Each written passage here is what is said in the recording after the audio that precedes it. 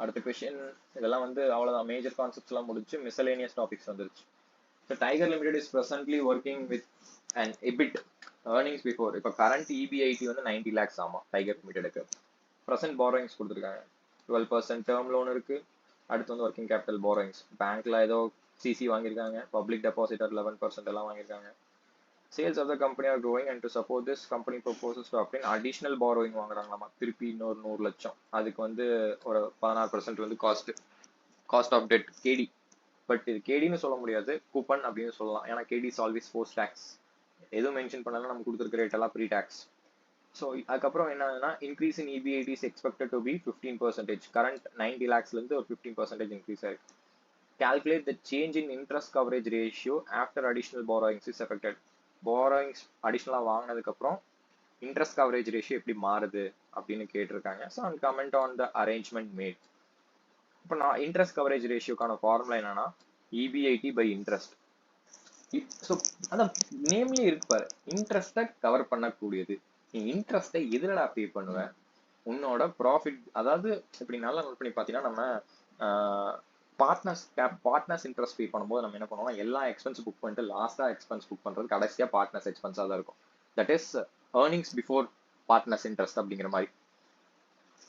இன்ட்ரெஸ்ட்க்கு மட்டும் ஒரு ஸ்பெஷலா ஒரு பவர் கொடுத்துட்டு நம்ம total sales, total expenses other than interest. So அது ரெண்டையும் மைனஸ் பண்ண டோட்டல் சேல்ஸ் பண்ணால் எனக்கு 40 லட்சம் வருது. சரியா? 40 lakhs ஓகேவா? என்னோட total expenses other than interest வந்து எனக்கு என்ன, அதுதான் ஏர்னிங்ஸ் பிஃபோர் இன்ட்ரெஸ்ட்.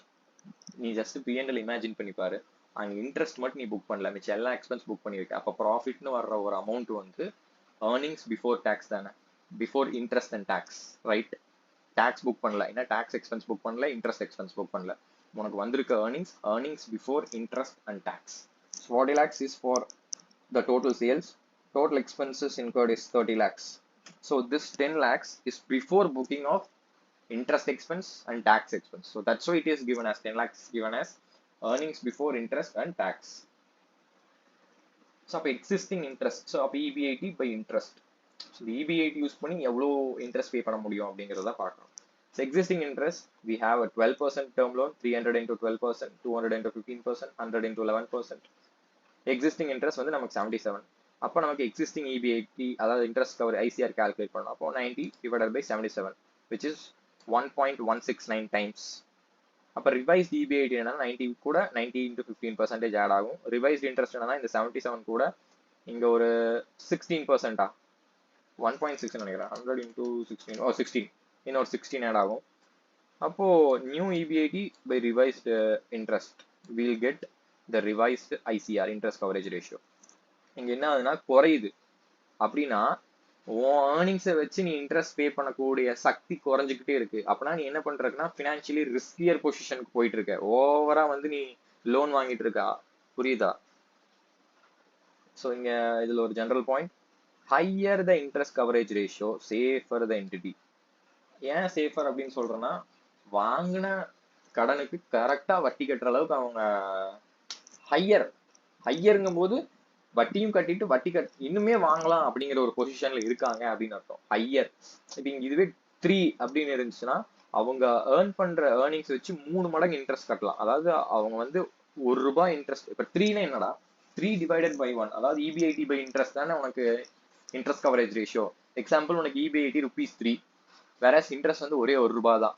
நீ 3 மடங்கு வட்டி கட்டுற அளவுக்கு நீ சம்பாதிச்சுட்டு இருக்க. So you are in a safer position.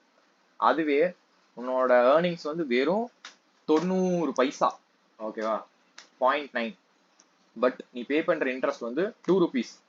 அப்படின்னா உன்னோட நெகட்டிவ் 0.45 டைம்ஸ். நீ ஏர்ன் பண்ற சம்பாத்தியம் வந்து பாதி பாதி வட்டி கூட கட்ட முடியல. நீ வந்து முழுசா வட்டி கட்டுறதுக்கு என்ன சம்பாதிக்கல, நீ சம்பாதிக்கிறது வந்து பாதி வட்டி 0.45% ஆஃப் த இன்ட்ரெஸ்ட் மட்டும்தான் கவர் பண்றது. அப்ப நீ சூப்பர் டேஞ்சர் பொசிஷன்ல இருக்குன்னு அர்த்தம். ஸோ அதான் சொல்றாங்க, company becomes more riskier because ICR falls. So இந்த கொஸ்டின்ல ஹெச்எல்எல் லிமிடெட் வந்து ஆல்ரெடி ஒரு 8 crore ஒர்த் பாண்ட் வச்சிருக்காங்க. So 8 crore total borrowings. என்னன்னா 10% மார்ட்கேஜ் பாண்ட் வச்சிருக்கானுங்க. ஓப்பன் அண்ட் ஸ்கீம்ல வச்சிருக்காங்க. எப்போ வேணாலும் வரலாம், எப்போ வேணாலும் போகலாம். ஸோ இந்த ஸ்கீம் என்ன அலோவ் பண்ணுதுன்னா, it allows issue of additional bonds as long as all of the following conditions are met. இந்த 1, 2, 3 இந்த 3 கண்டிஷனுமே சாட்டிஸ்ஃபை ஆனா மட்டும்தான் அடிஷனலா பாண்ட் இஷ்யூ பண்ணணும். ஓகேவா? அது ஃபர்ஸ்ட் கண்டிஷன்னா ப்ரீ டாக்ஸ் இன்ட்ரெஸ்ட் கவரேஜ். ஓகேவா? அதான் மேல பார்த்தோம்ல, interest coverage ratio must be greater than 4. அடுத்து net depreciated value of mortgage assets remains twice the amount of debt. ஓகேவா? assuming 50% of proceeds of new issue would be added to the base of the mortgage assets அப்படிங்கிறாங்க.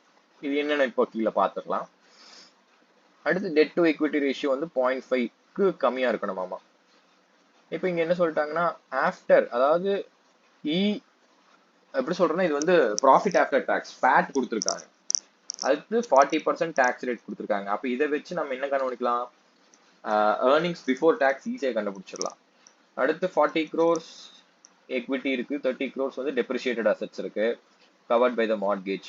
Assuming that, அதான் இங்க மேல சொல்லியிருந்தாங்க, இந்த 50% of proceeds, 50% of proceeds is of the new issue would be added to the base of mortgage assets அப்படிங்கிறாங்க. How much more debt could be sold under each of the 3 conditions? ஜென்ரலா open end scheme என்னன்னா, no fixed maturity, any time purchase, any time redemption. So பேட் வந்து 2 crores, tax 40%, equity 40 crores, mortgage assets 30 crores, 10% bond வந்து 8 crores இருக்கு. ஓகேவா? இப்போ condition 1 நமக்கு என்ன, ப்ராஃபிட் பிஃபோர், அதாவது இன்ட்ரெஸ்ட் கவரேஜ் ரேஷியோ பிஃபோர் என்ன கொடுத்துருக்காங்க, ப்ரீ டாக்ஸ், அதாவது income before tax plus bond interest. அப்போ அங்கேயே ஃபார்முலா கொடுத்தாங்க, income before tax plus bond interest divided by interest must be equal to 4. அப்போ நமக்கு பிபிடி தான், நமக்கு பிபிடி தேவையா, ஏன்னா இன்ட்ரெஸ்ட் ஈஸியாக எடுத்துடலாம், 8% போட்டு எடுத்துடலாம். கரெக்டா?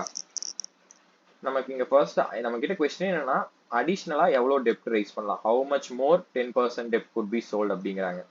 அப்போ நம்ம let X be the additional 10% பாண்ட்னு வச்சுக்கிட்டு, அப்போ இன்ட்ரெஸ்ட் கவரேஜ் ரேஷியோ அப்படின்னா, அந்த இப்போ நீ 10% பாண்ட் ரைஸ் பண்ணாலும் உன்னோட interest coverage ratio must equals 4. அப்போ PBT plus interest divided by, இதுதான் நம்மளோட interest coverage ratio formula. PBT என்ன சொல்றாங்கன்னா, 2 crores is after tax, 40% is tax rate. அப்போ 2 crore is 60, then what is for 100 அப்படின்னு போட்டோம்னா 3.3 crore வந்துடும். அடுத்து இன்ட்ரெஸ்ட்னு வரும்போது எக்ஸிஸ்டிங் இன்ட்ரெஸ்ட் வந்து ஆல்ரெடி 8 crores இருக்கு, அதுக்கு 10%. வேற அடிஷனல் இன்ட்ரெஸ்ட் எப்படி வரும்னா, நீ எக்ஸ் அமௌண்ட் ரைஸ் பண்ற, அதுக்கு 10% வரும். அப்போ உனக்கு 8 plus 0.1x இருக்கும். அப்போ நீ ஈக்குவேஷனை சால்வ் பண்ணீங்கன்னா, இந்த 8 plus 0.1x தூக்கி இங்க இன்ட்ரெஸ்ட் அப்படிங்கிற இது கீழே சப்ஸ்டியூட் பண்ணணும். இது கீழே சப்ஸ்டியூட் பண்ணி ஈக்குவேட் பண்ணனா அடிஷனலா 3.1 crores வரைக்கும் நீ டெட் ரைஸ் பண்ணலாம். It is based on condition 1 மட்டும். கண்டிஷன் 1 கீழே 3.1.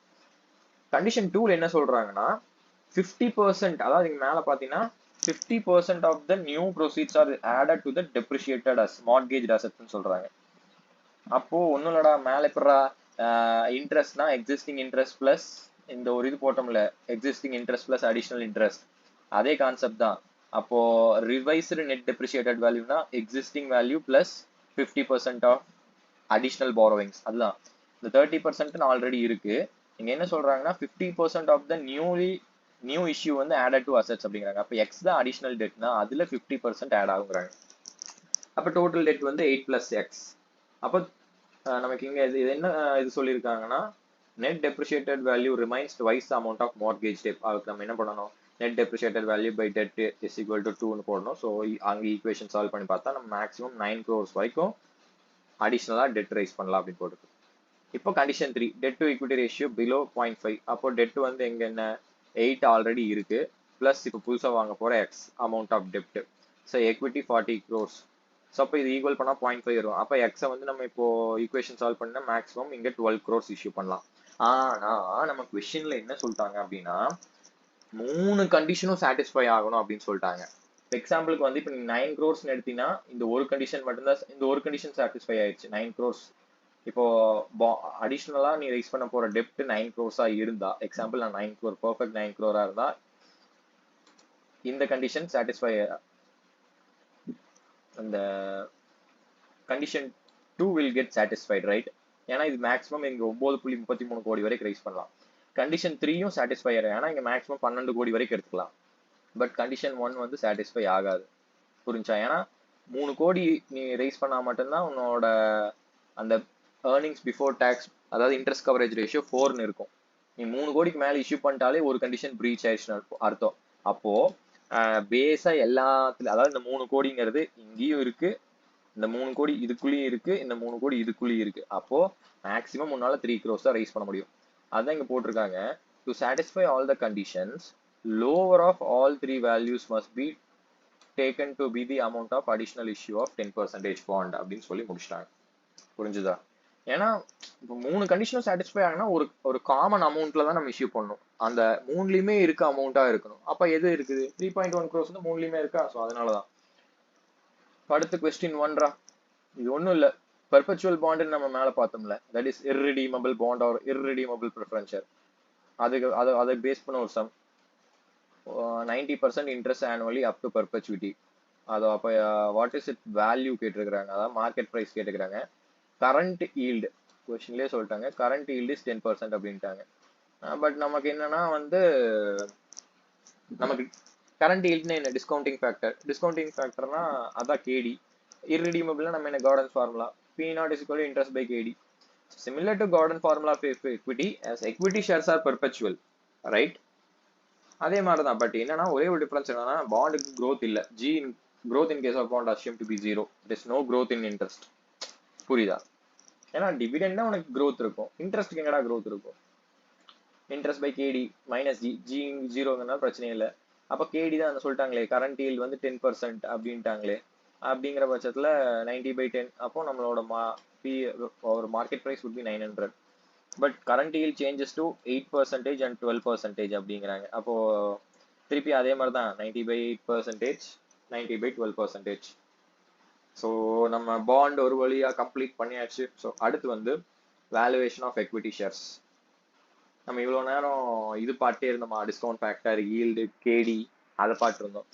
இப்போ நமக்கு என்னன்னா கேஇ உள்ள வர ஆரம்பிச்சிச்சு. பிகாஸ் எக்விட்டி ஷேர்ஸ்க்கு காஸ்ட் ஆஃப் எக்விட்டி தான் நம்ம பார்க்கணும். ஓகேவா? ஸோ காஸ்ட் ஆஃப் எக்விட்டினா ரேட் ஆஃப், அதாவது required rate of return by the equity investors. நம்ம டியூரேஷன் வந்து பாண்டோட ரிஸ்கை கால்குலேட் பண்றதுக்கு யூஸ் ஆகும்னா, அப்போ பீட்டா அப்படிங்கிறது தான் எக்விட்டி ஷேர்ஸோட ரிஸ்கை கால்குலேட் பண்ற ஒரு யூனிட் ஆஃப் மெஷர். பர்டிகுலரா பீட்டா வந்து ரிஸ்க் பிரீமியம் கூட மட்டும்தான் நம்ம மல்டிப்ளை பண்ணுவோம். மார்க்கெட் ரேட் ஆஃப் ரிஸ்க், அதாவது மார்க்கெட் ரேட் ஆஃப் இன்ட்ரெஸ்ட் கூட மல்டிப்ளை பண்ண மாட்டோம். ரிஸ்க் பிரீமியம் கூட தான். ஏன்னா நீ அந்த சிஏபிஎம் பிரைஸ், அதாவது capital asset pricing model base பண்ணி கேஇ கால்குலேட் பண்றோம்னா, அதோட ஃபார்முலாவே எப்படி இருக்குன்னா, risk free rate plus risk premium into beta. அந்த ரிஸ்க் பிரீமியம்னா தான் ஆர்எம் மைனஸ் ஆர்எஃப். ஸோ ஃபார்முலாவே இங்க இருக்கு பாரு, ரிஸ்க் பிரீமியம்னா ஆர்எம் ஆர்எஃப். இது கூட தான் நம்ம என்ன பண்ணுவோம்னா பீட்டாவை இன்டு பண்ணுவோம். இந்த சைடு தான் பீட்டான்னு போடுவோம். இப்போ நம்ம ஃபார்முலா பார்த்தீங்கன்னா இங்க வந்து பீட்டா அப்படின்னு இருக்குமா. ஸோ அதுதான் concept. Risk will also always be multiplied against the risk premium.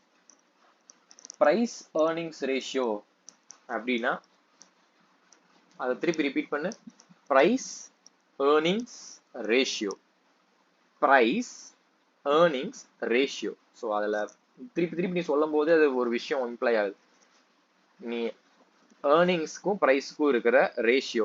இப்போ ஏர்னிங்ஸ் வந்து 10 ரூபாயா இருந்தா அதுக்கு எவ்வளவு ப்ரைஸ் பே பண்ணுவேன், ஏர்னிங்ஸ் 1 ரூபாயா இருந்தா அதுக்கு எவ்வளவு பே பண்ணுவேன். ஸோ அதான் பி டிவைடட் பை வந்து நமக்கு இப்போ எக்ஸாம்பிள் 5 டைம்ஸ் அப்படின்னு கொடுத்துட்டாங்கன்னா, நம்ம ஏர்னிங்ஸ் 1 ரூபா ஏர்ன் பண்ணோம்னா ப்ரைஸ் வந்து 5 rupees இருக்கும். ஏன்னா P divided by is equal to price earnings ratio. அப்போ அது 5ன்னு சொல்லிட்டேன்னா ஏர்னிங்ஸ் 1ன்னா ஆட்டோமேட்டிக்கா மேல நியூமரேட்டர் 5 தானே வரணும். ஸோ அதுதான் சொல்றாங்க. It implies for ₹1 earning, what will be the price that I will pay for it அப்படிங்கிறாங்க. So example, for ₹1 நீ 1 ரூபா ஏர்ன் பண்றதுக்கு நீ 1 ரூபா கண்டிப்பா இன்வெஸ்ட்மெண்ட் பண்ணுவ, கரெக்டா? பட் மார்க்கெட்ல பிகாஸ் ஆஃப் சென்டிமெண்ட், இது ரொம்ப இம்பார்ட்டன்ட். மார்க்கெட்ல இது ரொம்ப இம்பார்ட்டன்டான ஃபேக்டர். சென்டிமெண்ட் தான்டா எல்லா கர்மாந்திரத்தையும் பண்ணது. சாரி, கொஞ்சம் ஓவரா போயிட்டேன். So because of market sentiment, to earn ₹1, நம்ம ஜென்ரலா பேஸ் அசம்ஷன் பார்த்தீங்கன்னா, நான் 1 ரூபா ஏர்ன் பண்ணோம்னா நான் கண்டிப்பா 1 ரூபா போடணும். அது பேஸ் அசம்ஷன். பட் மார்க்கெட்ல சென்டிமெண்ட் இருக்குன்னா சென்டிமெண்ட்னா அது என்னன்னு பார்ப்போம். சென்டிமெண்ட்னா எல்லா சென்டிமெண்ட்டும் தான்டா. இப்போ நான் ₹1 but because of that sentiment மார்க்கெட்ல என்ன ஆகும்னா, நான் மார்க்கெட்ல ₹1 எனக்கு சம்பாதிக்கணும் அப்படின்னா மார்க்கெட்ல வந்து நான் ₹1 போட்டா என்னால ₹1 எடுக்க முடியாது. கண்டிப்பா நான் அதை விட எச்சா போடும். which is determined based on the price earnings ratio. அதுதான் சொல்றாங்க price earnings. If earnings is ₹1, what will be the price I'll pay for? எக்ஸாம்பிளுக்கு எப்படி சொன்னா ஃபார்முலா அப்படியே ரீஅரேஞ்ச் பண்ணினா வேணாம் அதெல்லாம் போட்டு குழப்ப வேணாம். ஸோ இதுதான்டா கான்செப்ட். ₹1 நான் ஏர்ன் பண்ணோம்னா இப்போ அந்த ஷேரை நான் வாங்கி ₹1 ஏர்ன் பண்ணோம்னா நான் எவ்வளோ அந்த ஷேருக்கு இன்வெஸ்ட்மெண்ட் பண்ணுவேன். ஸோ அதுதான் which is represented by PE ratio. எப்படி சொல்ற example, if market price is ₹10 for the share earning ₹1, price earnings ratio is 10 times. அட அந்த ஷேர் வந்து ₹1 தான் ஏர்ன் பண்ணுது, பட் நான் அதுக்கு ₹10 பே பண்றேன். ₹1 சம்பாதிக்கிறதுக்கு நான் ₹10 பே பண்றேன். ஏன்னு கேட்டா சென்டிமெண்ட்.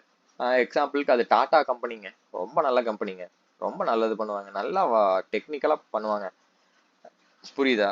பிரைஸ் ஏர்னிங்ஸ் ரேஷியோ நான் ஏன் அதிகமா பே பண்றேன்னா பிகாஸ் ஆஃப் சென்டிமெண்ட்.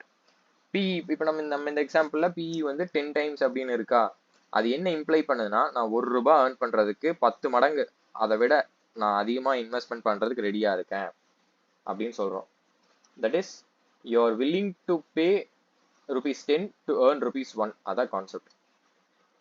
அடுத்து நமக்கு இங்க இன்னொரு கான்செப்ட், ஜெனரல் பாயிண்ட்ஸ் தான் இதெல்லாம். higher the retention ratio, higher the growth. As company don't have to raise funds from outside. So இந்த ரிட்டன்ஷன் ரேஷியோ எல்லாம் நம்ம எங்க பார்ப்போம்னா டிவிடெண்ட் பே அவுட் ரேஷியோன்னு பார்ப்போம். ஸோ டிவிடெண்ட் இப்போ அதாவது ₹10 என்னோட கம்பெனியோட ஏர்னிங்ஸ்னா அதுல டிவிடெண்ட் எவ்வளோ, ரிட்டன்ஷன் எவ்வளோ, புரியுதா? நான் இப்போ ₹10 ஏர்ன் பண்றேன்னா எத்தனை நான் வந்து கம்பெனியே வச்சுக்குது, எத்தனை வந்து ஷேர் ஹோல்டர்ஸ்க்கு கொடுக்குது அப்படிங்கறத பேஸ் பண்ணி அந்த கம்பெனியோட growth இருக்கும் நான் சொல்றேன். ஏன்னு சொல்றேன், கம்பெனி ₹100 ஏர்ன் பண்ணுதுடா, சரியா? அந்த ₹100ல ₹90 டிவிடெண்டா கொடுத்துட்டா அந்த கம்பெனி கிட்ட ₹10 தான் இருக்கு. இப்ப நாளைக்கு ஒரு டெண்டர் வருது, ₹50 அந்த டெண்டர், கம்பெனி கிட்ட காசு இல்ல, அப்போ கம்பெனினால அந்த டெண்டர் எடுக்க முடியாது, கம்பெனி வளராது, இருக்கிற டெண்டரை வச்சேதான் போயிட்டு இருக்கும். பட் இதுவே இப்போ நான் சொன்ன ஃபர்ஸ்ட் கேஸ் வந்து when there is high dividend payout ratio. இப்போ நான் அடுத்த கான்செப்ட் சொல்றேன், case when there is high retention ratio. கம்பெனி ₹100 சம்பாதிக்குது, ₹10 இன்வெஸ்டர்ஸ் கொடுத்து ₹90 கம்பெனி வச்சுக்குது, it retains higher amount of profits அப்படிங்குது. அப்படி இருக்கும்போது அடுத்த நாள் வந்து 2 டெண்டர் வருது, ₹45 அந்த 2 டெண்டரையும் இதனால வாங்க முடியும். அதனால என்னன்னா company grows into future, so grows into future prospects, right? புரியுதா? இப்போ ஏன் higher the retention ratio higher the growth, அது கான்செப்ட் இதுதான். வெளியே போய் கடன் வாங்க தேவையில்லை. இப்போ ₹90 அதுகிட்டே இருக்கு, டக்குன்னு எடுத்து எனக்கு அந்த 2 டெண்டர் கொடுத்துருங்க அப்படின்னு நான் கேட்கலாம். இப்போ அடுத்த ஒரு எக்ஸாம்பிள், இயர் 1ல கேபிட்டல் வந்து 1000 இருக்கு, இயர் 1 ப்ராஃபிட் வந்து 100. அப்போ நம்ம ரிட்டர்ன் ஆன் ஈக்விட்டி என்னன்னா 10% வரும்.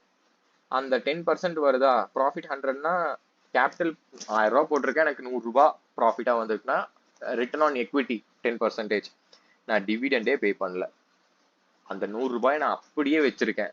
அப்பனா என்ன ஆகும், அந்த ₹100 பே பண்ணலன்னா இப்ப என்னடா ஆகும், ஷேர் கேபிட்டல் பிளஸ் ரிசர்வ்ஸ்குள்ள அந்த ₹100 அப்படியே இருக்குமா, உன்னோட டோட்டல் எக்விட்டி அப்ப என்னவாகும் 100, அதாவது 1100 மாறும். இப்ப அடுத்த வருஷம் நீ ₹100 சம்பாதிக்கிற அப்படிங்கிற பட்சத்துல உனக்கு என்ன ஆகும்னா, எக்ஸாம்பிளுக்கு வந்து உன்னோட இப்ப அடுத்த வருஷம் ₹100, example 100 divided by opening capital 1100, 9% வருது. ரிட்டர்ன் ஆன் எக்விட்டி குறைஞ்சிருச்சு. பட் வந்து அது சும்மா தப்பா சொல்லி கொடுத்துட்டேன், பட் அந்த மாதிரி வராது, ரிட்டர்ன் ஆன் எக்விட்டி அதிகமாக தான் வரும். இப்போ என்ன சொல்றேன்னா, இந்த இடத்துல நீ பே பண்ணாம இங்க இருக்கிற ப்ராஃபிட்டை 0% பே அவுட் ரேஷியோ வைக்கிறதுனால உனக்கு என்ன ஆகுனா யுவர் கேபிட்டல் கெட்ஸ் இன்க்ரீஸ்ட், புரியுதா? அதான்டா ஹையர் த, நான் அதுக்கு உனக்கு அப்பவே எக்ஸ்பிளைன் பண்ணனே, higher the retention ratio higher the growth, அதுக்கு நான் உனக்கு எக்ஸ்பிளைன் பண்ணிட்டேன், இதெல்லாம் வந்து தேவையில்லை. So valuation of equity shares அது நிறையா ஸ்டேஜ் இருக்குடா. அது நமக்கு இப்போதைக்கு முடிச்சிருக்கிறது இந்த கார்டன்ஸ் மாடல், அதுல சிங்கிள் ஸ்டேஜும் மல்டி ஸ்டேஜும் முடிச்சிருப்போம். இதுக்கப்புறம் தான் free cash flow, alternative models, என்னென்னமோ இருக்கு, சரி விடு பார்த்துக்கலாம். இப்போ சிங்கிள் ஸ்டேஜ் டிவிடெண்ட் மாடல், இது வந்து கார்டன்ஸ் ஃபார்முலா அப்படின்னு நம்ம சொல்லுவோம். கார்டன்ஸ் ஃபார்முலா என்ன அப்படின்னு சொல்றேன்னா, கார்டன் வந்து வேல்யூ, அதாவது value of equity share calculate பண்றதுக்கு ஃபார்முலா கண்டுபிடிச்சிருக்காரு. அவரோட அசம்ஷன் என்னன்னா, at a point of KE with a constant growth, what is the price? அதான் அவர் கால்குலேட் பண்ண, அவரோட ஃபார்முலா அதான் கால்குலேட் பண்ணும். Gordon formula calculates price at year 0 at a point of KE with growth being constant. ஓகேவா? So இவரோட formula என்ன சொல்லுதுன்னா growth increase ஆகும்போது ப்ரைஸ் இன்க்ரீஸ் ஆகுது அப்படிங்கிறது தான் இவரோட கான்செப்ட். கார்டன்ஸ் ஃபார்முலா வந்து ஒரு price formula, best price formula calculate பண்ணுறதுக்கு. For calculation of KE CAPM is the best. இப்போ நம்ம D1 இங்கே இருக்கா, அதை எப்படி கால்குலேட் பண்ணோம்னா D0 + 1 + G. அதாவது D1ங்கிறது நெக்ஸ்ட் இயர், அதாவது இயர் 0வோட டிவிடெண்டாக இருக்காது, நெக்ஸ்ட் இயரோட டிவிடெண்டாக இருக்கும். ஓகேவா? அடுத்து கேஇனா காஸ்ட் ஆஃப் எக்விட்டி, அது மோஸ்ட்டாக உனக்கு கொஸ்டினில் கொடுத்துருவாங்க. அப்படி இல்லைங்கிற பட்சத்தில் அதை கால்குலேட் பண்ணுறதுக்கு நம்ம கிட்ட ஃபார்முலாஸ் இருக்கு. அடுத்து growth அப்படின்னு என்னன்னா R × B, அதாவது growthம் அதே கான்செப்ட் தான். ஒன்று அவனுங்களே ஒரு குறிப்பிட்ட பர்சன்டேஜை கொடுத்துருவானுங்க, 10%, 20%, 30% அப்படின்னு. அப்படி கொடுக்கல அப்படிங்கிற பட்சத்தில் நம்ம தான் கால்குலேட் பண்ணணும், which is R × B. R அப்படின்னா என்னன்னா ரிட்டர்ன் ஆன் ரீடைன்ட் ஏர்னிங்ஸ் அப்படின்னு சொல்றோம். B அப்படின்னா 1 - பே அவுட் ரேஷியோ, அதாவது அப்படின்னு சொல்லலாம். அப்படின்னா ரிட்டன்ஷன் ரேஷியோ அப்படின்னு சொல்லலாம். பிகாஸ் நான் சொன்னேன்ல, higher the return on equity, return on retained earnings, அதுதான் capacity of the firm to generate earnings. So இந்த ஆறுங்கிறது ஒன்றும் இல்லடா, ரேட் ஆஃப், அதாவது ரிட்டர்ன் ஆன் எக்விட்டி, ROE நம்ம பார்க்குறோம்ல, small r is equal to return on equity. Return on எக்விட்டின்னு என்ன, நமக்கு கிடைக்கிற ப்ராஃபிட் தான் ரிட்டர்ன் ஆன் எக்விட்டி. புரியுதா? ரிட்டர்ன் ஆன் எக்விட்டி எப்படி கால்குலேட் பண்றது? Profit by equity into 100. So R is equal to return on equity which is equal to profits. Profit into retention ratio, நம்ம மேலே சொன்னோம்ல, 100 ரூபாய் earn பண்ணது 90 ரூபாய் கொடுத்துச்சுன்னா ரிட்டன்ஷனே இல்லை, அதனால சர்வைவ் ஆகிறது கஷ்டம். பட் 100% அப்படியே ரீடைன் பண்ணி வைக்கிறதுங்க பட்சத்தில் it can meet out so much opportunities. அதனால தான் பிங்கிறது இங்க 1 - பே அவுட் ரேஷியோ இருக்கலாம். அப்படி இல்லைன்னா அது என்ன இம்ப்ளை பண்ணுது? ரிட்டன்ஷன் ரேஷியோ தான். ஸோ இப்போ என்ன சொல்லிட்டாங்கன்னா கேஇ வந்து கொஸ்டினில் கொடுத்துருப்பாங்க. அப்படி இல்லைன்னா ஃபாலோவிங் ஆர்டர் ஆஃப் ப்ரிஃபரன்ஸில் கால்குலேட் பண்ணலாம். ஸோ இந்த 1, 2, 3, 4லாம் ரொம்ப important, because it implies the hierarchy of formula importance. First ரொம்ப important, capital asset pricing model use பண்ணி கால்குலேட் பண்ற KE. KE is equal to RF plus risk ப்ரீமியம்னு நம்ம இது சொல்லுவோம் இன்டூ பீட்டா. கார்டன்ஸ் ஃபார்முலா வந்து எப்படி சொல்றோம்னா, கார்டன் வந்து கேஇ கால்குலேட் பண்றதுல இன்ட்ரெஸ்டே இல்லை. அவரோட ஃபார்முலா என்ன சொல்றோம்னா, at a particular KE and constant growth what is the price of that equity share, அதுதான் அவரு சொல்றது. ஓகேவா? ஆனா நம்ம ஆளுங்க என்ன பண்ணிட்டானுங்கன்னா அதைவே மாத்தி மாத்தி போட்டு அவர் சொன்ன ஃபார்முலா வச்சு கேஇ கால்குலேட் பண்ண ஆரம்பிச்சிட்டானுங்க. ஸோ ஆனா கார்டன்ஸ் ஃபார்முலா யூஸ் பண்ற கேஇ வந்து it is an implied KE, not a calculated KE. So அதான் நான் சொல்றேன்ல, இதுதான் பெஸ்ட், இது செகண்ட் பெஸ்ட். பட் இங்க என்ன சொல்றாங்கன்னா, நம்ம வந்து அப்படியே பார்த்தோம், higher the retention ratio, that is higher the growth, higher the, இப்போ growth அதிகமாக நமக்கு இங்க பிரைஸ் அதிகமாகும். புரிஞ்சுதா? இங்க growthங்கிறது இன்க்ரீஸ் ஆக நமக்கு பிரைஸ் அதிகமாகும். அதைத்தான் நம்ம இங்க சொல்லிக்கிறோம். It implies Gordon's formula of calculating price implies that growth increases, price increases அப்படிங்கிறது. பட் அப்ப இங்க வந்து நீ என்ன அசியூம் பண்றாங்கன்னா, higher the growth, higher the cost of capital அப்படின்னு சொல்றாங்க. பட் இன் ரியாலிட்டியில கம்பெனிஸ்க்கு வந்து ஹையர் கேஇ எக்ஸ்பெக்டே பண்ண மாட்டாங்க. கேஇனா என்ன? கம்பெனி வேற, இன்வெஸ்டர்ஸ் வேறையா? கேஇனா the return expected by investors. Higher கேஇயா, அதாவது ஏண்டா growthனா அவன் கஷ்டப்பட்டு கம்பெனியை வளர்த்திட்டு இருக்கிறான். கம்பெனி வளர வளர வளர வளர இவனுங்களோட எக்ஸ்பெக்டேஷன்ஸ் அதிகமாயிட்டே இருந்துச்சுன்னா கம்பெனி எப்படி அடுத்து வளரும்? இவனுல சாட்டிஸ்ஃபை பண்றதுக்கு தான். இங்க கம்பெனி 100 ரூபாய் earn பண்ணுச்சுன்னா அவங்களோட எக்ஸ்பெக்டட் ரிட்டர்ன் 12%னா 12 ரூபா கொடுக்கணும். இப்போ 110 ரூபா ஆகும்போது 13%, 120 ரூபா ஆகும்போது 14%. அப்போ இங்க ஒரு பக்கம் இன்க்ரீஸ் ஆச்சுன்னா அந்த அமௌண்ட் வந்து அவங்கள சாட்டிஸ்ஃபை பண்றதுக்கே போயிருச்சு. ஸோ அதுதான் companies never want a higher that is companies never want an increase in KE because of increase in growth. கம்பெனியோட அசம்ஷன் என்னன்னா, நம்ம நல்லா வளர்றோம், நம்மளோட எக்விட்டி ஷேரோட பிரைஸ் மட்டும் தான் இன்க்ரீஸ் ஆகணும், காஸ்ட் ஆஃப் எக்விட்டி இன்க்ரீஸ் ஆகக்கூடாது. ஸோ அதுதான் பேஸ் அசம்ஷன். அடுத்து வந்து இங்க சொல்றாங்க பாத்தி, additional funds required by entity will be financed through retained earnings only. இதுதான் நான் சொல்லியிருந்தேன்ல, higher the retention ratio, higher the growth அப்படின்னு சொல்றோம். அப்படி இல்லை அப்படிங்கிற பட்சத்துல நம்ம ஏர்னிங்ஸ் ஈல்டுன்னு ஒரு ஃபார்முலா இருக்கு. அதுக்கு KE is equal to earnings per share by MPS into 100. இப்போ எம்பிஎஸ் எப்படி கால்குலேட் பண்ணலாம், market price of a share எப்படி கால்குலேட் பண்ணலாம் அப்படின்னு பார்த்தா, EPS divided by P into P, அதாவது PE price earnings ratio, earnings per share into price earnings ratio. So நான் price earnings ரேஷியோனா நான் என்னன்னு சொல்லியிருக்கேன், ₹1 சம்பாதிக்கிறதுக்கு நான் எத்தனை டைம் இன்வெஸ்ட்மெண்ட் பண்ணுவேன் அப்படிங்கிற. அப்போ இப்போ நம்ம கால்குலேட் பண்ணி வச்சிட்டோம், பிரைஸ் ஏர்னிங்ஸ் ரேஷியோ வந்து 5 times. இப்போ நான் அந்த கம்பெனி ஷேர்ல பர்டிகுலரா நான் ₹1 சம்பாதிக்கணும்னா I am ready to pay ₹5 to earn ₹1. ஆக்சுவலா அந்த கம்பெனி வந்து ₹10 earn பண்ணிட்டு இருக்குது, ₹10 earn பண்ணிட்டு இருக்குது. அப்போ என்னோட எக்ஸ்பெக்டேஷன் என்ன, நான் ₹1 earn பண்றதுக்காக நான் ₹5 வரைக்கும் பே பண்றது ரெடி. அப்போ 5 times is the price earnings ratio. அப்போ நம்ம போய் மார்க்கெட்ல பாக்குறோம் அந்த கம்பெனி ஆக்சுவலா ₹10 earn பண்ணிட்டு இருக்கு. நீ என்ன சொன்ன, ₹1 நான் அந்த கம்பெனி கொடுத்தா ₹1 அந்த கம்பெனில எனக்கு வருதுன்னா நான் ₹5 அந்த கம்பெனி கொடுப்பேங்கிற. பட் அந்த கம்பெனில இருந்து உனக்கு ₹10 வருது. அப்ப நீ எவ்வளவு ரெடியா இருப்ப? 5 டைம்ஸ்னா 10 into 5 50. ஸோ அதுதான் சொல்றாங்க MPS is equal to EPS into PE அப்படிங்கிறாங்க. அப்ப இதை கொண்டு வந்து நீங்க அப்படி ஃபிட் பண்றதுக்கு பதிலா இங்க என்ன பண்ணிருக்காங்க அப்படின்னு பாத்தீங்கன்னா, இங்க ஏன் இப்படி பண்ணிட்டாங்க, இதுக்கான எக்ஸ்பிளனேஷன் நான் சொல்லட்டுமா? 1 divided by 2 divided by 2 by 1 இப்படி இருந்து என்ன ஆகும்? இதை எப்படி டிரான்ஸ்ஃபார்ம் பண்ணலாம்னா 1 divided by 2 into 1 divided by 2 which is equal to 1 by 4. புரியுதா? ஸோ அந்த கான்செப்ட் தான் இங்க முதல்ல எப்படி இருந்துக்குன்னு. இப்போ ஏன் இந்த 1 divided by EPS by MPS போட்டாங்கன்னா, இங்க முதல்ல எப்படி இருந்திருக்காமா, அதுக்கான எக்ஸ்பிளனேஷன் நான் சொல்றேன். என்னடா அழிய மாட்டேங்குது.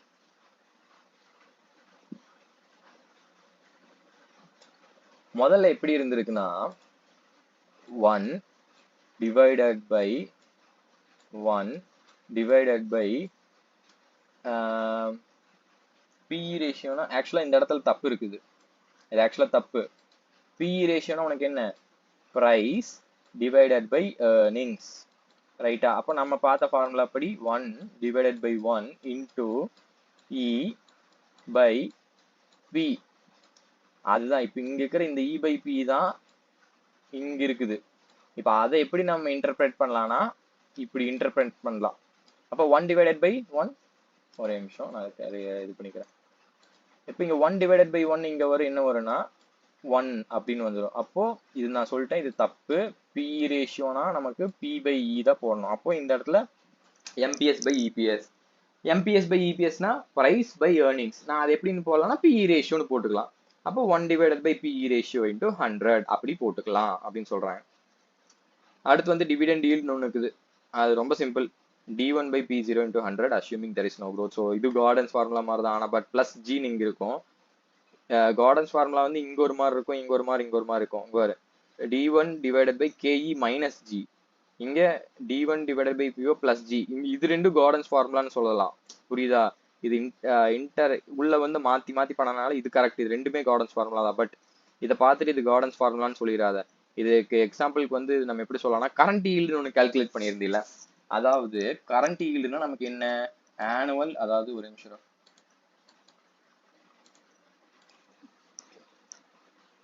current yield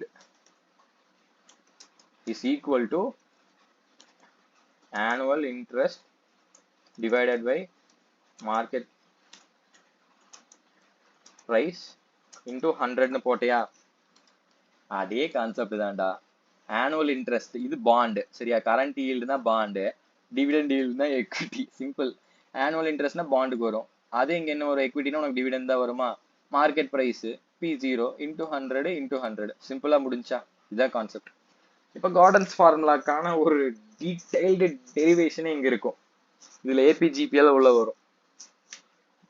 அது என்னன்னு பார்க்கணும்னா, so the not important for exam but useful for understanding. So garden என்ன சொல்றாரு, அஸ்யூமிங் பெர்பெச்சுவிட்டி. கண்டிப்பா இங்க நம்ம பார்த்தோன்னா இன்ஃபினிட்டி இருக்குது. So equity shares are perpetual instruments. So இங்க இன்ஃபினிட்டி வரைக்கும் போட்டிருக்காங்க.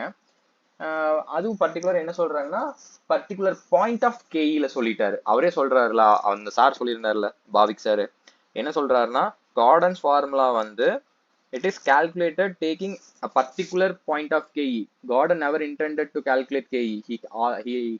He devised a formula to calculate price at a particular point of KE.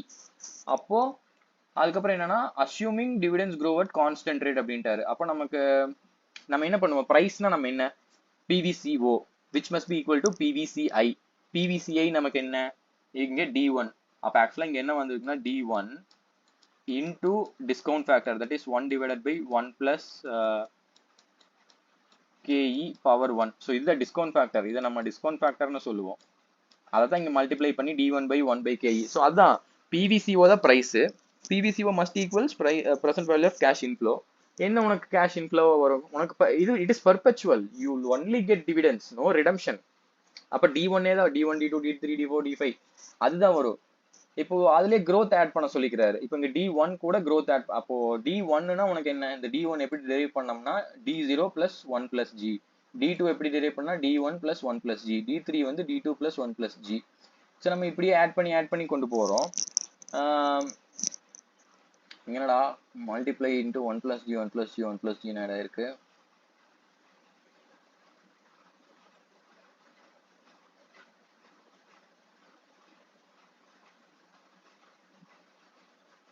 சரி தெரியல எனக்கு, தெரியல அடே, இதெல்லாம் நமக்கு முக்கியம் கிடையாது, அதே போட்டாங்க பாத்தீங்க, not important from exam point of view but useful for understanding அப்படின்னு. ஸோ அப்போ நான் வேணா உனக்கு இதுக்கு இன்னொரு செப்பரேட்டா ஒரு இது பார்த்துட்டு வந்து சொல்லிடுறேன். அடுத்து இங்க என்ன ஆகுது அப்படின்னு பார்த்தா, ஸோ ஏபிஜிபி சொல்றாங்க. ஏபி அப்படின்னா there is a common difference, whereas GB அப்படின்னா காமன் ரேஷியோ இருக்கணும். ஸோ இப்போ இந்த இடத்துல எது காமன் ரேஷியோனா நமக்கு வந்து டி ஃபர்ஸ்ட், அதாவது நமக்கு வந்து 1/g, அதாவது டி1 மாறுது. எது மாறல அப்படின்னு பார்த்தா இந்த 1 plus ஜியும் 1 plus கேயும் எல்லாத்துலயுமே இருக்குதா. 1 plus g எனக்கு தெரிஞ்சு இங்க 1 plus g plus into 1 plus g ஏன் போட்டாங்கன்னு தான் தெரியல, பட் நான் அது உனக்கு பார்த்து சொல்லிடுறேன். ஃபர்ஸ்ட் டேர்ம் வந்து d0 into அது காமன் ரேஷியோ என்ன, இதுதான் காமனா இருக்கு 1 plus g by ke. அப்போ சம் ஆஃப் பர்பச்சுவல் ஜிபி என்னன்னா a by 1 minus r. அப்போ ஏனா ஃபர்ஸ்ட் டேர்ம், அப்போ d0 into 1 plus g by 1 plus ke. அப்போ 1 minus r. அப்போ இந்த 1 plus ke இங்க வந்துடும். ஸோ இதெல்லாம் நீ போட்டு பார்த்தீங்கன்னா கடைசியில் உனக்கு வர்றது இதுதான்டா formula, d1 by ke minus g. இதுதான் நமக்கு முக்கியம். As seen, Gordon's formula discounts cash flow up to perpetuity. Hence, this formula can also be applied to any other cash flow which grows at perpetuity. Gordon's formula also called as perpetual growth model or constant growth model or dividend model. எல்லாமே சொல்லலாம். So key points. In case there is no specific information whether the dividend is D1 or D2, then there is inconsistency in ICA solution. So ஒரு கொடுத்திருக்க dividend, so அது என்னன்னா question வந்து இப்படியெல்லாம் இருக்கும். Company pays dividend, has paid அப்படின்னா it is assumed that D0, but pays dividend அப்படின்னு மட்டும் மொட்டையா கொடுத்துட்டாங்க அப்படின்னா நம்ம அதை D1 அஸ்யூம் பண்றதா D0 அஸ்யூம் பண்றதா டவுட் வரும். ஸோ நம்ம என்ன பண்ணலாம்னா அஸ்யூம் D1 அப்படின்னு இது பண்ணிட்டு அப்புறம் ஒரு நோட் மட்டும், we can alternatively assume the given dividend is previous year dividend அப்படிங்கிற மாதிரியும் நம்ம அஸ்யூம் பண்ணிக்கலாம். ஸோ அதுதான் நம்ம இங்கே மேலே பார்த்தோம்ல, க்ரோத்தும் ப்ரைஸும் டைரக்ட்லி ரிலேட்டட். இப்போ ஒரு கம்பெனி நல்லா க்ரோத் ஆகுனா அந்த கம்பெனியோட எக்விட்டி ஷேரோட ப்ரைஸ் வந்து it will get increase. Whereas cost of எக்விட்டியும் ப்ரைஸும் இன்வர்ஸ்லி ரிலேட்டட். இப்போ காஸ்ட் ஆஃப் எக்விட்டி, இப்போ வந்து இன்வெஸ்டர் வந்து ஓவராக எக்ஸ்பெக்ட் பண்ண ஆரம்பிச்சிட்டாங்க, எனக்கு வந்து அந்த ரிட்டர்ன்ஸ் மட்டும் அவங்க அதிகமாக எக்ஸ்பெக்ட் பண்ணுறாங்க அப்படிங்கிற பட்சத்தில் price will get fall. That is higher the cost of equity, lower will be the price. ஏன்னா ஓவரா அதில் டிமாண்ட் பண்ணுறாங்க, எனக்கு ரிட்டர்ன் மட்டும் எனக்கு நிறையா வரணும் அப்படின்னு எக்ஸ்பெக்ட் பண்ணுறாங்க. ஸோ அப்படி இருக்கும்போது என்னன்னா நிறைய பேர் அந்த பாண்டை போய் வாங்குவாங்க, சாரி அந்த ஷேர் வாங்கும்போது நான் என் அசம்ஷனுக்கு என்ன பண்ணால் demand will get fall, price will also get fall and vice versa அப்படின்னு நம்ம அஷ்யூம் பண்ணியிருக்கோம். So KE not constant at sometimes. அது வந்து மல்டி ஸ்டேஜ் டிவிடெண்ட் க்ரோத் மாடலுக்கு.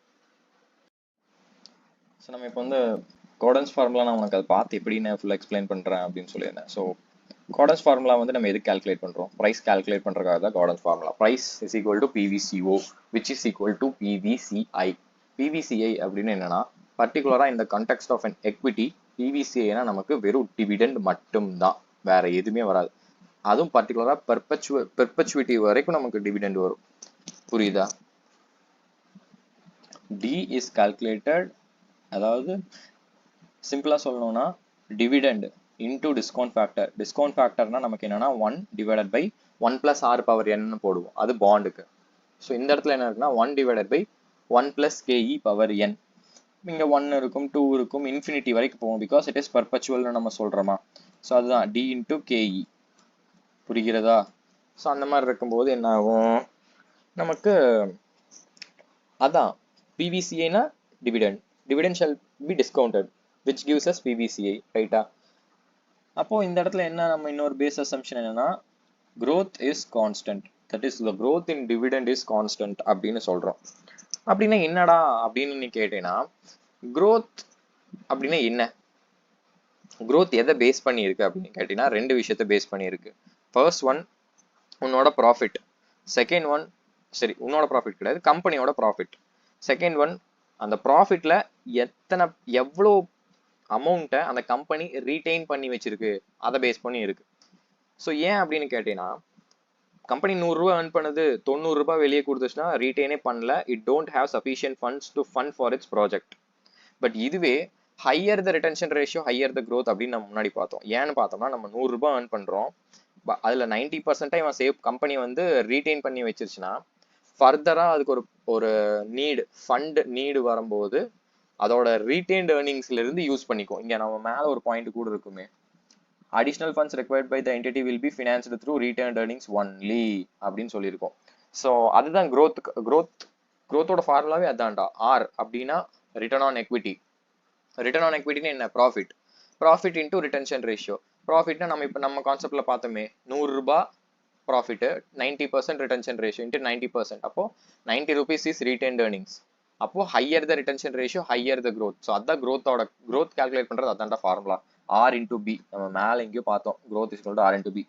ஸோ இப்போ growth is dividend is growing at a constant rate assume பண்ணிட்டு இப்போ D1 எப்படி கால்குலேட் பண்ணுவோம் அப்படின்னு பார்த்தா D0 into 1 plus G. D2 எப்படி கால்குலேட் பண்ணுவோம்னு பார்த்தா D1 plus 1 plus G. கரெக்டா? இது உனக்கே தெரியும். அப்போ D1 into 1 plus G தான் D2ங்கிறோம். அப்போ D1 தான் இங்க இருக்கிறது, D0 plus 1 plus G தான் D1. புரியுதா உனக்கு? இப்போ அதனாலதான் என்ன பண்ணிட்டாங்கன்னா அப்போ D1 is equal to D0 into 1 plus G. அதனாலதான் இந்த D1க்கு பதிலாக இங்க என்ன போட்டாங்கன்னா D1 இங்க ஆக்சுவலா வந்து D1 into 1 plus G ன்னு வந்திருக்கணும், அதாவது D0 into 1 plus G ன்னு வந்திருக்கணும். இங்கேயும் அதே மாதிரி D0 into 1 plus G தான் வந்திருக்கணும். நம்ம சாரோட இதுல போய் பார்த்தீங்கன்னா அங்க D0 தான் இருக்கும். புரியுதா? ஏன்னா இங்க அதான்டா, இதுதானே இங்க வர D1க்கு நீ என்னென்ன போட்டிருக்க, D0 into 1 plus G. அப்போ இங்க D1னாலும் D0 into 1 plus G தானே, அப்போ இன்னொரு 1 plus G ஆட் ஆயிக்கும். அப்போ D2னா என்ன? D2னா தான் நீங்க D1 plus 1 plus G. அப்போ D1க்கு தான் நீங்க D0 1 plus G எழுதி இருக்கியா? ஒன்றும் இல்லை, D0 into 1 plus G 1 plus G, இங்க 1 plus G ஸ்கொயர்னு வரும், இது ரெண்டையும் மல்டிப்ளை பண்ணா இங்க 1 plus G கியூப்னு வரும். இப்போ நமக்கு என்ன வருதுன்னா ஜாமெட்ரிக் ப்ரோக்ரஷன்ங்கிற ஒரு கான்செப்ட் உள்ள வருது. ஸோ அரித்மெட்டிக் ப்ரோக்ரஷன்னா it has a common difference 4 minus 2 6 minus 4 8 minus 6 10 minus 8, common difference 2. Geometric ப்ரோக்ரஷன்னா there is a common ratio அப்படின்னு இருக்கும். இப்போ எப்படின்னா 8/4 2, 16/8 2, 13/16 2, 64/32 2. எல்லாத்துலயும் காமனா ஒரு ரேஷியோ இருக்கு. இந்த இடத்துல என்னடா காமன் ரேஷியோ அப்படின்னு பார்த்தோம்னா D0 plus 1 plus G by 1 plus இங்க 1. அப்போ இங்க D0 plus 1 plus G square divided by 1 plus KE square. அதே மாதிரி இங்க D into 1 plus G cube divided by 1 plus KE power 3. அப்ப இங்க என்ன கான்ஸ்டன்டா இருக்குது? 1 plus KE by இதுக்கு, அதாவது இங்க இருக்கு பாத்தியா 1 plus G by 1 plus KEங்கிறது கான்ஸ்டன்டா இருக்கா? அதான் இங்க 1 plus G by 1 plus KE அது கான்ஸ்டன்டா வந்துகிட்டே இருக்கா? அப்ப அதுதான் காமன் ரேஷியோ. அப்ப ஃபர்ஸ்ட் டேர்ம் என்னன்னா D0 into 1 plus G divided by 1 plus KE. அப்போ சம்மேஷன் ஆஃப் பர்பச்சுவல் ஜிபி என்ன சொல்றாங்கன்னா A divided by 1 plus 1 minus R. அப்போ ஏனா நமக்கு இந்த இது அப்படியே இங்க ஃபிட் பண்ணிடுவோம், Rனா 1 minus Rனா இது. அப்போ இது ரெண்டு LCM எடுத்தீங்கன்னா 1 plus KE by 1. அப்போ டிவைடட் பை 1னா நம்ம அதாவது டிவைடட் பை 1 plus KE. ஓகேவா? அப்போ இந்த 1 plus KE மேல போயிடும். அப்போ மேல போனதுக்கு அப்புறம் இந்த ரெண்டுமே கேன்சல் ஆயிரும். அப்போ நமக்கு என்ன இருக்குன்னா 1 plus KE minus 1 minus G D0 into 1 plus G ன்னு இருக்கும். அப்போ இந்த இதுவும் கேன்சல் ஆயிரும். அப்போ D0 into 1 plus G by KE minus G, அப்போ அதான் D1. புரிஞ்சா? டிரைவ் பண்ணியாச்சா ஃபார்முலாவை? ஸோ இப்படிதான்டா. இந்த இடத்துல மட்டும் நல்லா நோட் பண்ணிக்கோ. நம்ம இப்போ அடுத்து பார்க்கறது வந்து multi stage dividend growth model. So dividend ஒன்றும் இல்லை, டிவிடெண்ட் க்ரோத் மாடல்னா நமக்கு வந்து தலைவருது யாரு? கார்டன்ஸ் ஃபார்முலா தான். பட் எப்படி டிஃப்ரெண்ட் ஸ்டேஜஸ், இங்கே மல்டி ஸ்டேஜ்னா ரெண்டு ஸ்டேஜ், நிறைய ஸ்டேஜ்லாம் இருக்கும்னு நினச்சிக்காத. ரெண்டு ஸ்டேஜ் தான், that is part 1 and part 2. Part 1 யூஸ்வலாக எப்படி இருக்கும்னா where the growth will not be constant, அப்படி அந்த மாதிரி இருக்கும். ஸோ அந்த மாதிரி இருக்க நேரத்தில் நம்ம கார்டன்ஸ் ஃபார்முலா டைரக்டாக அப்ளை பண்ண முடியாது. அப்புறம் ஒரு செகண்ட் பார்ட்ல எப்படி இருக்குன்னா growth will become constant. So அந்த மாதிரி இருக்க நேரத்தில் கார்டன்ஸ் ஃபார்முலா எப்படி அப்ளை பண்ணுறது அப்படிங்கிறத பார்க்குறோம். So in some cases growth rates அப்படி இல்லைன்னா KE ரெண்டுல எதுனாலுமே க்ரோத் ரேட்டும் கான்ஸ்டன்டா இல்லாமல் இருக்கும், கேயும் கான்ஸ்டன்டா இல்லாமல் இருக்கும். ஸோ அந்த மாதிரி இருக்கும்போது Gordon's formula can not be directly applied. In such case we have to modify the valuation method. Will break the dividend series into 2 parts. So part 1 அதில் எப்படி இருக்குன்னா all the dividends during the time period. அந்த part 1ங்கிறது என்ன time பீரியடாக இருக்குன்னா year 0 till the year in which the growth becomes constant. அது நமக்கு எக்ஸாம்பிளோட பார்த்தோம்னா புரியும். ஸோ ஓகேவா, take all the dividends during the time period when growth rates are not constant. அதான் அப்போ not கான்ஸ்டன்ட்னா year 0 to the year in which it becomes constant. அப்போ இடைப்பட்ட period தானே நாட் கான்ஸ்டன்ட் பீரியட். ஸோ அதுக்கு வந்து நம்ம என்ன பண்ணோம்னா ஒரு பிவி டேபிள் ப்ரிப்பேர் பண்ணணும். புரியுதா? சிம்பிள். அடுத்து once the growth rate has become constant we can apply Gordon's formula, right? அப்படி இருக்க பட்சத்தில் நம்ம கார்டன்ஸ் ஃபார்முலா எப்படி கால்குலேட் பண்ணுவோம்னா, இப்போ எக்ஸாம்பிளுக்கு நான் சொல்றேன், இயர் 1ல இருந்து இயர் 6 வரைக்கும் growth rate வந்து கான்ஸ்டன்ட் கிடையாது. இயர் 6ல நான் growth rate கான்ஸ்டன்ட்னா it implies that till the end of year 6 the growth rate is not constant. So year 7ல இருந்து இயர் 14 வரைக்கும் இப்போ என்ன ஆகுதுன்னா நமக்கு வந்து growth rate கான்ஸ்டன்ட் ஆயிடுது.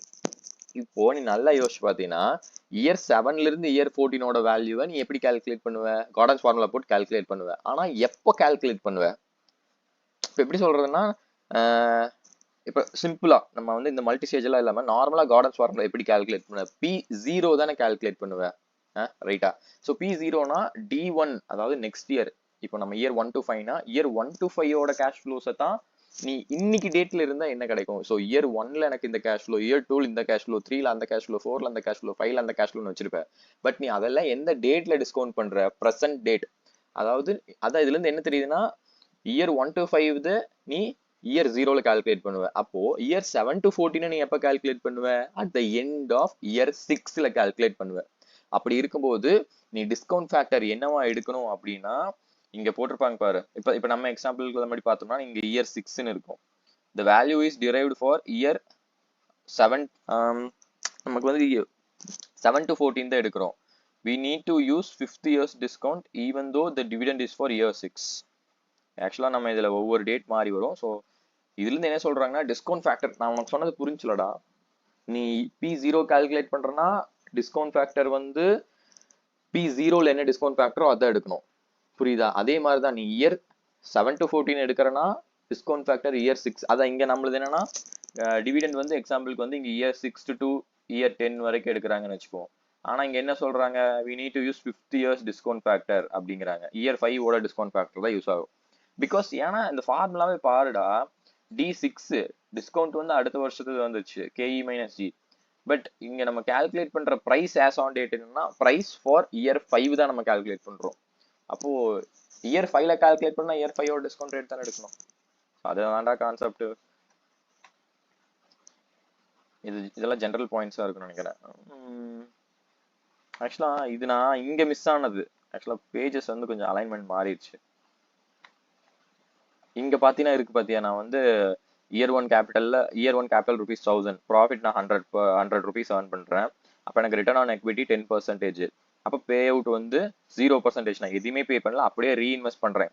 அப்ப என்னோட இயர் 2ல கேபிட்டல் எவ்வளவு இருக்குன்னா 1000 + 100. அப்போ இயர் 2 ப்ராஃபிட் நான் போட்டேன்னா 1100 × 10%. அப்போ எனக்கு ப்ராஃபிட்ஸ் அதிகமாகுது பாத்தியா. G is equal to 110 - 100 divided by 100. growth நீ எப்படி கால்குலேட் பண்ணுவ? போன வருஷம் இந்த வருஷத்துக்கு எனக்கு எவ்வளவு வந்திருக்குது, எனக்கு போன வருஷம் ப்ராஃபிட் எவ்வளவு. ஆனா growthங்கிறது போன வருஷம் ப்ராஃபிட்ல இருந்தா நீ கால்குலேட் பண்ணுவ. அதுதான் இங்க current year profit, previous year profit into 100. So அப்போ growthங்கிறது கான்ஸ்டன்டா 10%லேயே நீ பே அவுட் வந்து அதுதான் அந்த growth. G depends on payout ratio. ஏன்னா நம்ம பார்த்தோம்ல, தான் இங்க இருக்கு பாத்தியா, G is dependent on payout ratio and retained earnings. புரிஞ்சுதா? if payout ratio was 100% அப்படின்னா இயர் 2 கேபிட்டல் என்னவா இருக்கும்? நம்ம அப்பவே இயர் 1லயே 100 ருபீஸ் அப்படியே பே பண்ணியிருந்தா year 2 capital would have been same 1000 தான் இருந்திருக்கும். அப்ப இயர் 2 retained earnings என்ன இருக்கும்? 1000 × 10% வந்திருக்கும். அப்ப growth rate அங்க இருக்காது. Current year profit, previous year profit, அப்ப 0% growth rate. ஸோ இப்போ உனக்கு புரியுதா? நம்ம அப்ப முதல்ல பார்த்திருந்தோம்ல, growth depends upon the retention ratio. Higher the retention ratio, higher the growth. புரியுதா? ஏன் அப்படின்னு கேட்டா, நீ அதிகமா ரீடைன் பண்ண என்ன ஆகும்னா ஃபண்டோட நெசசிட்டிக்காக நீ வெளியே போய் கையேந்த தேவையில்லை. கம்பெனி வந்து அதோட ரீடைன்ட் ஏர்னிங்ஸ்ல இருந்தே எடுத்து ஒரு புது ப்ராஜெக்ட் பண்ணி நல்லா க்ரோ ஆகும். புரியுதா? அதுதான் சொல்றாங்க. Or G is equal to R into B. So return on equity into B is retention ratio. Gordon's formula has different names: constant growth model, dividend or perpetual growth model, or dividend discount formula. இதெல்லாம் இது இந்த மாதிரி எது கேட்டாலும் நீ வந்து gardens formula தான் use பண்ணணும். இப்போ ஆர்னா நான் என்ன சொன்னேன், ரிட்டர்ன் ஆன் எக்விட்டி தான் சொன்னேன். பி அப்படின்னா ரிட்டன்ஷன் ரேஷியோ. ரிட்டன்ஷன் ரேஷியோன்னு எப்படி கால்குலேட் பண்ணலாம், எப்படி சொல்றதுன்னா, நான் ₹1 சம்பாதிக்கிறேன், அதுல 2 வகையா சொல்லலாம். நான் ₹40 சேவிங்ஸ் பண்ணிடுவேன் அப்படின்னு சொல்லலாம், இல்ல நான் ₹60 பே பண்ணிடுவேன் அப்படின்னு சொல்லலாம். அப்ப நான் ₹60 பே பண்றேன்னா 100 மைனஸ் 60% நான் பே பண்றேன் அப்படிங்கிற பட்சத்துல என்னோட ரிட்டன்ஷன் ரேஷியோ என்ன, 100 மைனஸ் 60. அப்படி இல்லைன்னா டேரக்டா 40% ரிட்டன்ஷன் ரேஷியோன்னு கொடுத்துருக்கலாம். பட் அந்த மாதிரி கொடுக்க மாட்டாங்க, பே அவுட் ரேஷியோ தான் கொடுத்துருப்பானுங்க. அப்போ 1 மைனஸ் டி போடுவியா, அதே கான்செப்ட் தான், 1 மைனஸ் பே அவுட் ரேஷியோ. இப்போ நம்ம மேல இருக்கிற அந்த இது போட்டோம்னா return on equity 10%, 1 minus pay out ratio first கேஸ்ல வந்து 0. அப்போ உனக்கு வந்து ரிட்டர்ன் வந்து அதாவது growth வந்து 10% வந்திருக்கும். அதே செகண்ட் இதுவே வந்து பே அவுட் வந்து 100% அப்படின்னு போடும்போது ஃபுல்லா வந்துடும், 1 மைனஸ் 1, ரைட்டா? அப்படி இருக்கும்போது உனக்கு இங்க வந்து 0 வரும், 10 into 0 0% growth. So real case அப்படின்னு நம்ம ஏதோ ஜென்ரலா எழுதியிருக்கோம், இது ஜென்ரல் பாயிண்டா தான் இருக்கும். KE will always be higher than G. புரியுதா? ஜென்ரலா பார்க்கும்போது growth விட the required rate of return by equity investors will be higher and G will be constant. இது வந்து ஒரு பேஸ் அசம்ஷன். அதுக்கப்புறம் வந்து growthங்கிறது வந்து எப்பவுமே வந்து மேக்ஸிமம் 4%ல 5%க்குள்ள இருக்கும். இதெல்லாம் வந்து ரியாலிட்டி கேஸ், ஜஸ்ட் புக்கிஷ் நாலேஜ்க்காக சொல்லல, இதெல்லாம் ரியல் கேசஸ். growth 5%க்கு மேல போகுது அப்படின்னா it is unreal, sort of illusion அப்படிங்கிற மாதிரி சொல்லுவோம். ஏன் அப்படின்னு பார்த்தா growth greater than 50% வந்து நியர்லி இம்பாசிபிள். ஏன்னா growth பர்பச்சுவலா 5%க்கு மேல க்ரோ ஆகிட்டே இருக்குன்னு சொல்லவே முடியாது தானே, பிகாஸ் ஆஃப் என்னது, ஏன்னா அங்கே growthனாலே கான்ஸ்டன்ட்ட்டோம். நம்ம growth எதுக்கு சொல்றோம், எக்விட்டி ஷேர்ஸுக்கு சொல்றோம். Equity shares are perpetual. So பெர்பச்சுவலா வந்து ஒரு குறிப்பிட்ட growth வந்துகிட்டே இருக்குமா, கண்டிப்பா வராது. அதனால சொல்றோம் it is nearly impossible as growth is for equity and equity being perpetual, which makes it impossible to grow at such high rate till perpetuity. புரிஞ்சுதா? இதனாலதான் வந்து நம்ம அப்படி சொல்லியிருக்கோம். கான்ஸ்டன்ட் ரேட்னு இருக்கனால ஒரு ஹையர் ரேட் 4 to 5 தான் ஆப்டிமம் ரேட்டா, அதுக்கு மேல வந்து எந்த எக்விட்டினாலையும் க்ரோ ஆக முடியாது, அதுவும் பர்டிகுலரா கான்ஸ்டன்டா க்ரோ ஆக முடியாது.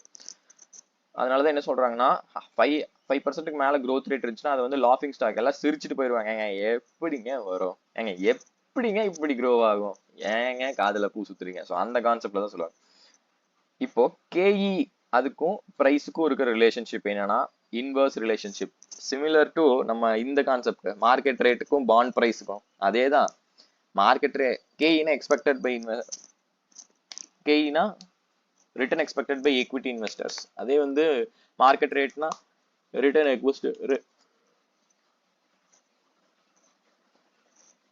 Return required by bond investors. So அதே கான்செப்ட் தான். KE இன்க்ரீஸ் ஆக அதாவது இன்வெஸ்டர்ஸோட எக்ஸ்பெக்டட் ரிட்டர்ன் இன்க்ரீஸ் ஆக பிரைஸ் குறையும். அதுக்கு நான் எக்ஸாம்பிள் எழுதியிருக்கேன். ஸோ KE இன்க்ரீஸ் ஆகுதுன்னா என்ன அங்க மீனிங்னா ரிஸ்க் இஸ் கெட்டிங் மோர் அப்படின்னு. நம்ம பாண்ட் கான்செப்ட் பார்த்தோம்னா அது வேற, அது வந்து ரிஸ்கே இல்லாத ஒரு இது. எனக்கு மார்க்கெட்ல நல்லா கிடைக்கும், அது வந்து விவரம்னு சொல்லுவாங்க. மார்க்கெட்ல நல்லா கிடைக்குது, அங்க போறேன், அப்ப பாண்ட் நான் வாங்க மாட்டேன், பாண்ட் டிமாண்ட் குறையுது, சப்ளை பிரைஸ் குறையும். அதுதான் பாண்டுக்கும் மார்க்கெட் ரேட்டுக்கும். But when it comes to equity there is risk. Risk sentiment எல்லாம் வந்து base factors of equity shares. சரி, ஏன்னு கேட்டா KE இன்க்ரீஸ் ஆக பிரைஸ் ஏன் டிக்ரீஸ் ஆகுதுன்னு கேட்டா, எக்ஸாம்பிளுக்கு நம்ம அதானி ஸ்டாக் எடுத்துக்கலாம். இப்போ ஆஃப்டர் ஹிண்டன்பர்க் பிரஸ் ரிலீஸ்க்கு அப்புறம் என்ன ஆச்சுன்னா, பீப்புளோட மக்கள் மனசுல என்ன சென்டிமெண்ட் என்ன உருவாயிடுச்சுன்னா, ஐயோ அதானி ரொம்ப ரிஸ்க்குப்பா, அப்ப எனக்கு நிறைய ரிட்டர்ன் வேணும், நான் போடுற அமௌண்ட் எனக்கு சேஃபா இருக்கணும், எனக்கு நிறைய ரிட்டர்ன் வேணும். ஸோ அதான் சொல்றாங்க அதானி ரிஸ்கியர் அப்படின்னு அவங்க மைண்ட்ல ஒரு சென்டிமெண்ட் டெவலப் ஆனோடனே என்ன ஆச்சுன்னா, they want more return for the money they have invested. அப்போ KE இன்க்ரீஸ் ஆச்சுன்னா அப்ப என்ன ஆகும்னா அது ரிஸ்க் அப்படின்னு சொல்லி எனக்கு நிறைய ரிட்டர்ன் வேணும்னு எல்லாம் எக்ஸ்பேண்ட். ஸோ இதுதானே நடந்துச்சு, ஆக்சுவல் கேஸ்ல இதுதான் நடந்துச்சு, எல்லாருக்கும் தெரிஞ்சு போச்சு அது ஏதோ வேலைத்தனம் பண்ணிட்டாங்க அப்படின்ட்டு. அப்போ வந்து எப்படி சொல்றேன், நம்ம கண்ணுக்கு அந்த KEயோட இன்க்ரீஸ் வந்து வெளியே தெரியல. அப்போ நான் பார்க்கும்போது வந்து எப்படின்னா பிரைஸ் குறைஞ்சிருச்சு, ஸ்டாக் பிரைஸ் குறைஞ்சிருச்சு, அது குறைஞ்சிருச்சு, இது குறைஞ்சிருச்சுன்னு. ஏன் குறைஞ்சது, மக்கள் மனசுல வந்து அது ரொம்ப ரிஸ்க்னு தெரிஞ்சிருச்சு. ஸோ அதனால காஸ்ட் ஆஃப் எக்விட்டி வந்து இன்க்ரீஸ் ஆயிருச்சு. புரியுதா? That is the required rate of return by the investors got increased. அதனாலதான் பிரைஸ் வந்து குறைஞ்சது. நம்ம கண்ணுக்கு டிவில காட்டும் போதெல்லாம் பிரைஸ் குறைஞ்சிருச்சு அதை மட்டும் தான் காட்டினாங்க. கேஇ இன்க்ரீஸ் ஆன யாரும் காட்ட மாட்டாங்க. ஸோ இதுல இருந்து என்ன தெரியுதுன்னா K E and price has inverse relationship. இப்போ நம்ம டிவிடெண்ட் டிஸ்கவுண்ட் மாடல் ஒன்றும் இல்லை, கார்டன்ஸ் மாடலில் வந்து ஈக்விட்டி ஷேர் வேல்யூவேஷன் சம்ஸ் பார்க்குறோம். Share of Tension Free Economy Limited is currently quoted. இங்கே வந்து பிஇ ரேஷியோ 7.5 டைம்ஸ்னா நம்ம ஜஸ்ட் திங்க் பண்ணி பார்க்கலாம். அப்போ ஏர்னிங்ஸை பேஸ் பண்ணி தான் இந்த ப்ரைஸை கால்குலேட் பண்ண போறோம்னு புரிஞ்சிருச்சு. அப்போ பிஇ ரேஷியோ 7.5 டைம்ஸ்னா ப்ரைஸ் எப்படி சொல்றதுன்னா, அந்த கம்பெனி டென்ஷன் ஃப்ரீ எக்கனாமி லிமிடெட்ல இருந்து நான் ₹1 சம்பாதிக்கணும் அப்படின்னா நான் அதுக்காக நான் ₹7.5 நான் கொடுக்க ரெடியா இருக்கேன் அப்படின்னு சொல்லலாம். இப்போ எக்ஸாம்பிளுக்கு வந்து அந்த கம்பெனி ஆக்சுவலா ₹50 ஏர்ன் பண்ணுது அப்படிங்கிற பட்சத்துல நான் அந்த கம்பெனியோட ஒரு ஈக்விட்டி ஷேருக்கு எவ்வளவு பே பண்ணுவேன்னா 50 × 7.5 டைம்ஸ் நான் பே பண்ணுவேன். ₹375 நான் அதுக்கு பே பண்ணுவேன். அடுத்து வந்து இங்க என்ன சொல்லியிருக்காங்கன்னா அதான் அடுத்து வந்துருச்சு பாரு, நல்லா நோட் பண்ணிக்கோ, இது retained earnings per share. It is not earnings per share, it is retained earnings per share. அப்போ உனக்கு என்ன வேணும்னா இந்த பிரைஸ் ஏர்னிங்ஸ் ரேஷியோ வந்து டோட்டல் ஏர்னிங்ஸ் தான் உனக்கு வேணும். இங்க கொடுத்துருக்கிறது ரீடைன்ட் ஏர்னிங்ஸ் பர்சன்டேஜ்ல கொடுத்துருக்காங்களா. அப்போ 100%ல 37.5 நான் ரீடைன் பண்ணிட்டேன்னா 62.5 வந்து நான் பே அவுட் பண்ணிருப்பேன். அப்போ எனக்கு டோட்டல் ஏர்னிங்ஸ் பெர் ஷேர் வேணும். அப்போ ₹3 is for 37.5, then what is for 100? என்னோடது ஒரு இபிஎஸ், பேசிக் இபிஎஸ் எனக்கு என்னன்னா ₹8 per share. அப்போ அந்த கம்பெனி ₹8 கொடுக்குது ஒரு ஷேருக்கு. அப்போ நான் என்ன சொல்லிட்டேன், ஒரு ஷேர் ₹1 கொடுத்தா நான் அதுக்கு ₹7.5 கொடுக்க ரெடியா இருக்கேன். அப்போ எனக்கு இது ₹8 கொடுக்குது. அப்போ நான் எவ்வளவு கொடுக்கணும், நான் ₹60 கொடுக்கறதுக்கு ரெடியா இருக்கேன். நான் அந்த ஷேருக்கு நான் ₹60 கொடுக்கறதுக்கு ரெடியா இருக்கேன். ஸோ இதுதான் general concept. So compute companies cost of equity K E calculate பண்ண சொல்றாங்க.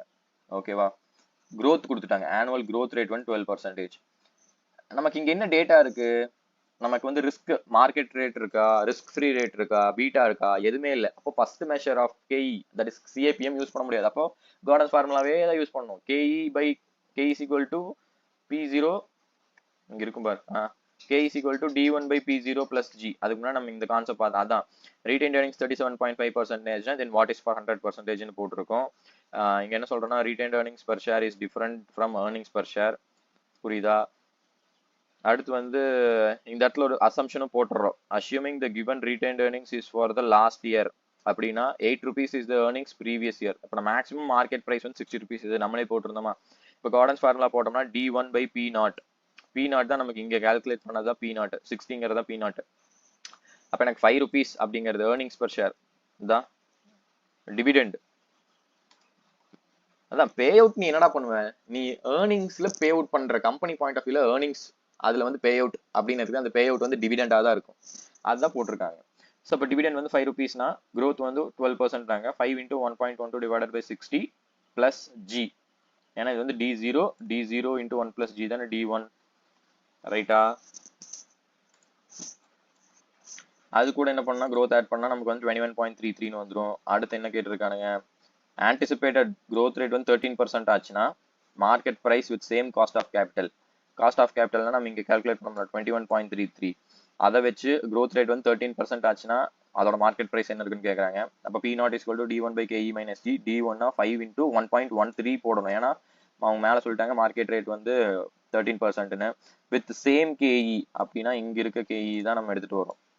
இங்க இருக்க கேஇ எடுத்துட்டு வந்தா உனக்கு வந்து எவ்வளோ இந்த இது இருக்கும் அப்படின்னு கேட்கறாங்க. growth வந்து 13%, அதனால நம்ம இது பண்ணோம்னா 67.83. அடுத்து என்ன கேட்கறாங்கன்னா கேஇ வந்து 18%, growth வந்து 15%, calculate market price share, other conditions remaining same. அப்போ P0 is equal to D1.